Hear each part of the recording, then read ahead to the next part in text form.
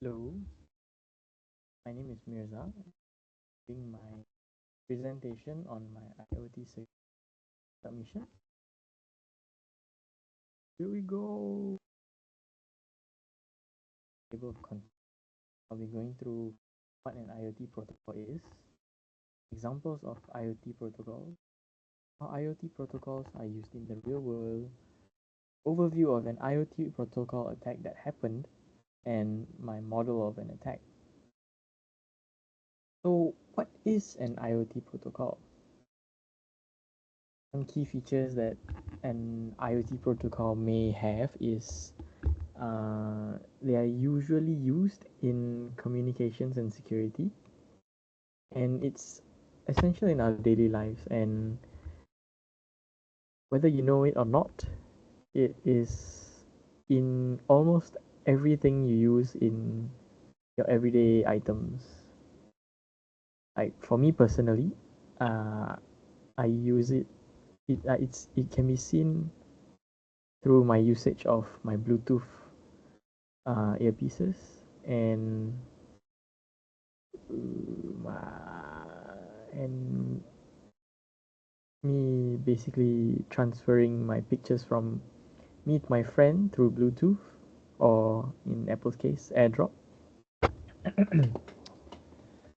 Some categories of IoT protocols consist of Bluetooth, which is device to device, MQTT, data transmission, CoAP or CoAP, which is data transmission also, and cellular and Wi-Fi.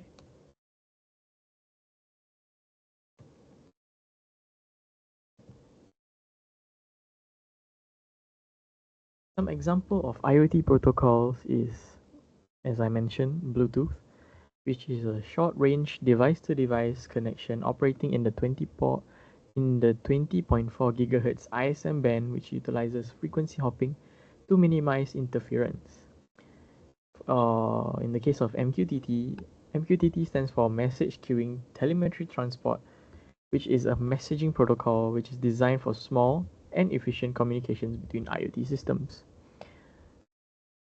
As for cellular, it's when you use your mobile communication technology, like for example your phones, and you use it to connect to IoT devices on the internet, or like in the case of your smart homes, remotely or you can remotely operate your IoT systems. And these networks are operated by mobile carriers, provides a wide range of coverage. For Wi-Fi needs no introduction, honestly. It's a widely adopted method of providing wireless connection to the internet through the use of local area networks, LANs, commonly used in homes, offices, and common spaces. Examples of IoT protocols used in real life. Bluetooth is a highly used protocol in daily life, from cellular devices to healthcare monitors. Bluetooth is constantly being used to transmit data between two or more devices in a short range for up about to 10 meters. For MQTT, it is generally used for automation. MQTT can be found in things like smart home systems, predictive maintenance in factories. It's for when you want to, it gives you a warning before the machine itself breaks down, and predictive maintenance is called upon so that the operator can repair it before it actually does break down. Cellular is cellular is for when you use your phone basically to like an example is when you use your ride hailing services and vehicle sharing services. It uses your cellular IoT, which you might need to use to unlock your car and call for a cab. Yeah, in some cases like Japan, they use cellular IoT to give out early warning systems, as they have frequent earthquakes, and some of the earthquakes occur underwater and in the ocean, which causes tsunamis. And then the buoys that is around the coast of Japan will get notified, and it will send the message, send a signal through cellular IoT back to the authorities, and then it will be sent, once verified, it will be sent to the general public, and then they will be notified of the incoming tsunami. As for IoT, Wi-Fi IoT is, it stands for wireless fidelity, which is a technology that allows multiple devices to connect to the internet or to each other wirelessly. And an example of this is a doorbell camera, which I use myself personally, and it allows me to talk through the microphone on the doorbell itself when somebody rings the doorbell. So I can tell them to leave my parcels at the door or come back later as I'm not home. So it's another useful tool in my in daily life.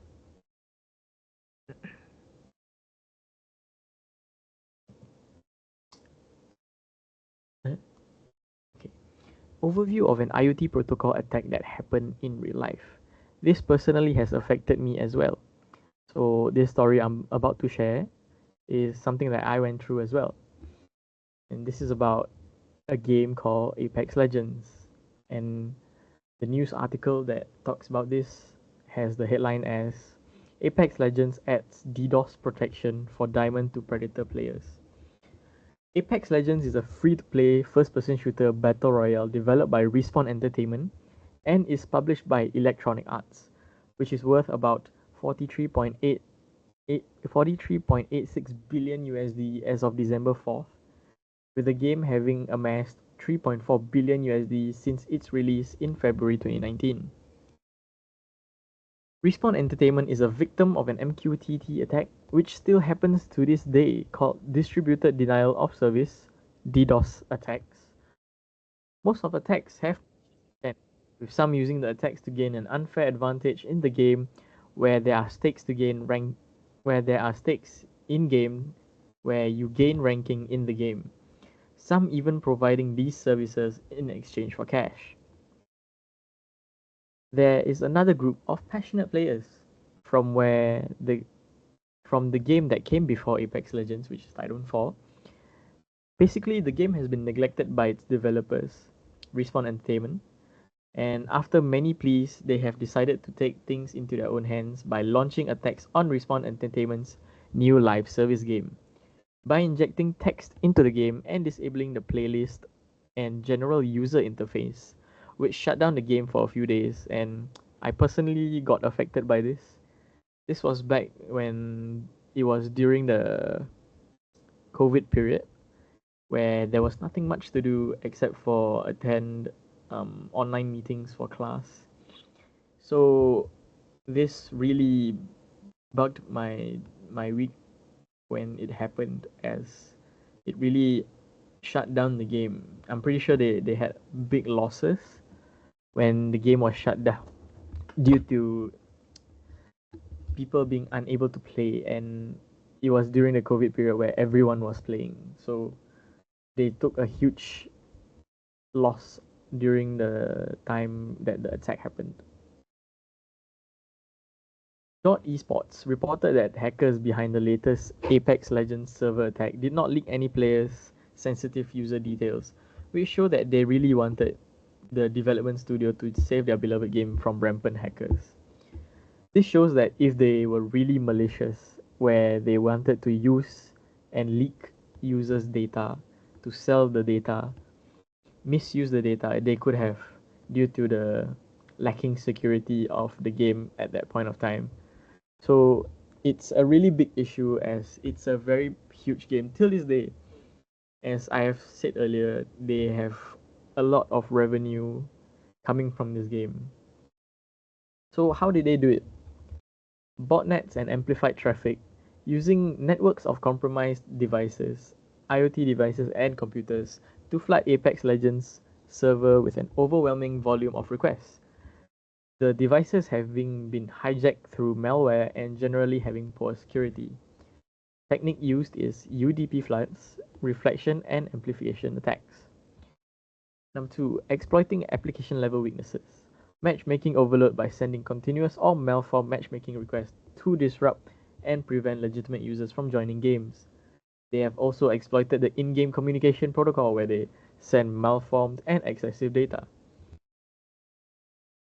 Excuse me. Sorry. Targeting authentication servers, where this had prevented players and users from accessing the accounts and logging onto the game, halting gameplay for a large number of users, including myself. So, what could have been done to prevent the attack? So basically, using anti-DDoS tools and services to detect and filter malicious traffic before it reaches the servers. Rate limiting helps to limit the number of requests that can come from any one IP address that one IP address can make in a short period to prevent users from overloading the servers. IoT device security awareness by encouraging manufacturers and users of IoT devices to enforce strong security practices, such as updating firmware and avoiding default credentials. Real-time monitoring and regular updates can also help prevent attacks before they happen. In summary, by providing better security to IoT endpoints like computers and servers with like encryption, with strong authentication and mitigate network by providing better security to IoT endpoints like encryption with strong authentication and mitigate network-based attacks by using rate limiting can help to have prevented this attack to the game. So, modeling an attack. My scenario is web application attack by SQL injection to exploit a vulnerable login form to gain unauthorized access to sensitive data. So I will be using Stride and attack tree with SQL injection. And Stride stands for spoofing, tampering, repudiation, information disclosure and denial of service, and elevation of privilege.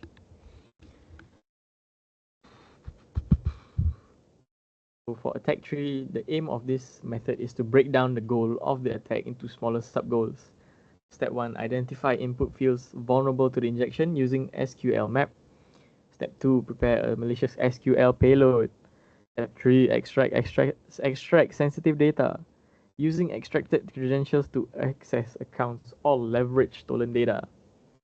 So the attack vector is the attack targets a vulnerable login from a vulnerable login form on a poorly secured web application. The attack path that I'll be using is user inputs the SQL injection payload into the username field. Vulnerable backend executes the malicious query. The database returns all user records by passing authentication. The attacker gains access to unauthorized accounts. So attack surfaces, some attack surfaces would be input fields such as the login input, search bar, or anywhere an input could be inputted.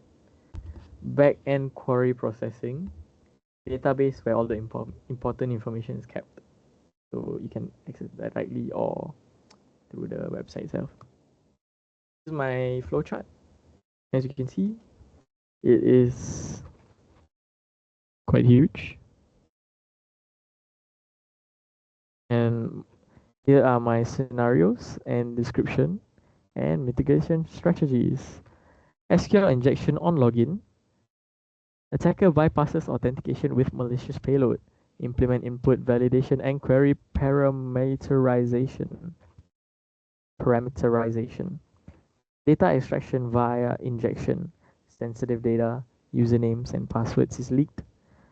Encrypt sensitive data in the database is a mitigation strategy that you can use. Database overload via DDoS queries. Via queries. Continuous malicious queries cause database unavailability. Implement rate limiting and query complexity checks.